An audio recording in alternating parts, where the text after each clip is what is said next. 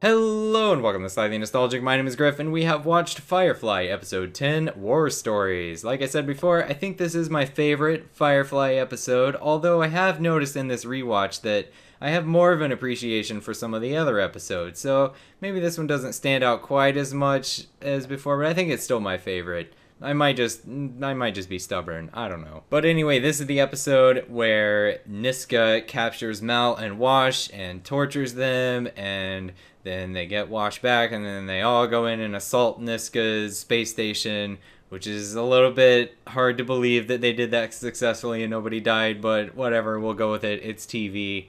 It's a cool episode. I like it a lot. It's really funny. It's also really dark and dramatic at times. It's a good one. But the opening scene is a little bit weird. Book seems to have this theory that it's just out of nowhere, where he's talking to Simon about what the Alliance did to River's brain, and he's asking if maybe the government did this just to really meet her and to see how much she could take, because of the writings of this guy named Shun Yu, who, as far as I can tell, is fictional. The only thing that comes up is the villain in Disney's Mulan, so I don't think it was that guy. Maybe it's some fictional dictator who just hasn't lived yet in our time, like he's in our future. I don't know. But it's a weird thing for Book to say, and even Simon in the scene is like, no, I'm pretty sure they just had like a specific goal. I mean, the government wouldn't just be trying to meet her. Like, that's strange. And then right after that, we see Niska torturing somebody and referencing the same guy, Shan Yu, saying the same kind of stuff about let's meet the real you. And it's like, why is Niska talking about the same thing as Book? Like, they're in completely different places. Do they have some kind of psychic link or something? Why would they both just randomly be talking about this guy? But we do get an interesting quote from this first scene that I hadn't noticed before, which is, "A government is a body of people, usually notably ungoverned." I thought that was kind of cool. Small observation here about the cargo, since we've been keeping track of when they get to keep and or sell the cargo successfully on these missions. They have, at this point, sold, it seems like, most of the drugs they stole from the hospital on Ariel, so now they have a whole bunch of money right now, which is great. What's not really clear is later if they lose all of the money, because they all gather their money and give it to Niska to try to pay for Wash and Mal to get them back. And it's not clear if they get that money back when they go back and raid the place, or if Niska just has the money. I think Niska just has the money, but they don't ever say specifically. But anyway, a big focus of this episode is some marital problems between Wash and Zoe, where Wash is kind of jealous of Zoe's bond with the captain and her loyalty to him, and he feels like he has to compete with the captain. Like, maybe there's almost a second husband in the mix here. And it's interesting. I can definitely understand how Wash would feel that way, but it's not a good look for him, right? The jealous, really sarcastic, argumentative kind of person. It's off-putting for Wash here at the beginning of this episode. Also, I think his idea that he was talking about is pretty stupid. He wants to bypass the middleman and try to sell the drugs directly to the doctors, but how would that work? Like, how would they go try to offer illegal drugs to doctors and not get reported? Like, they would be taking a huge risk there, and like they say in the episode, that could get back to the people they should be selling it to, the fence guy, and then they're gonna mess up their whole business arrangement. So of course they're not gonna do that. That's a dumb idea, Wash. Also, why would the captain, who has been shown to be pretty strict when he needs to be, I mean, he threatened to kill Jane, he's thrown Wash against a wall when he wasn't paying attention, like, he can get mean and scary when he needs to be. Why is he just going along with this whole thing that Wash is doing? Like, messing up the navigation in the shuttle so that he's gonna go along on the mission instead of Zoe. Why would he take Wash? Why would he not just be like, no, fix it, and I'm taking Zoe, and don't ever do that again or you're fired? It's just a little bit too hard to believe, but necessary for the plot to happen, and I can forgive it because I really like the stuff that comes later. In the middle of all this, we have a B plot that mostly seems to be there just so Inara has something to do and to have some comedic relief. But Inara is servicing a female client, which they play it off as like this big shocking thing. Everybody's super interested and kind of awkward about it. And it's interesting because I don't think if this had aired today, I don't think these scenes would be like that at all. You see a lot more often now where homosexual relationships are shown just kind of as inconsequential. Like, so if we find that out about a character, it's not really a huge deal unless there's a story reason to, which I think is better.